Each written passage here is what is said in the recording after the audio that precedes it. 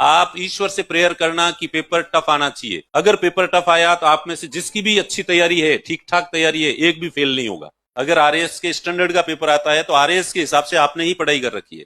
Master, पटवारी, ग्राम सेवक, one रक्षक, इस तरह की जो तैयारियां हैं ये सबने कर रखी है। उस लेवल का पेपर आया तो तुम उनसे जीत नहीं सकते। और तुम्हें इजी लग रहा है शुरू में, इसका मतलब उनके लेवल का पेपर आ गया है। तुम्हारे 10 सवाल लगातार सही हो रहे हैं, खुश होने की जरूरत नहीं है, अब टेंशन करने की जरूरत है। ये उनके लेवल का आ गया है और उनके लेवल पे जाके तुम उनसे जीत नहीं सकते। तुम्हारे लेवल पे आके वो तुमसे टक्कर भी नहीं ले सकते। जीतना तो बहुत दूर की बात है। थोड़े से स्टैंडर्ड ऐसे कथन, कारण और 3-4 कथन दे दिए, कौन सा सही है, इस तरह के प्रश्न अगर आ गए, उनको हवा ही नहीं लगेगी। उनको एबीसीडी लिखना आता है, कथन कारण में वो समझते ही नहीं है। तो इसलिए 10 सवाल तुम कर रहे हो और तुमसे एक भी सही नहीं हो रहा है, मतलब पेपर तुम्हारे टक्कर का है और वो जो कचरा है वो एक झटके में साफ हो गया। एक तो अपने आप को सही स्टैंडर्ड मानो, पढ़ाई का स्टैंडर्ड तुम ही हो। तुमने जितनी पढ़ाई की है सबसे अच्छी पढ़ाई वही है। जब तुमसे इतने हो रहे हैं तो बाकी किसी से भी ज्यादा नहीं हो सकते। तो इसलिए पेपर अगर टफ आता है, ईश्वर से हमेशा प्रेयर करना, पेपर आरएएस के लायक देना, पेपर आईएएस के टाइप का देना। तब सीधे सीधे सिंपल ही पूछ लिया, संयुक्त अधिवेशन कौन बुलाता है।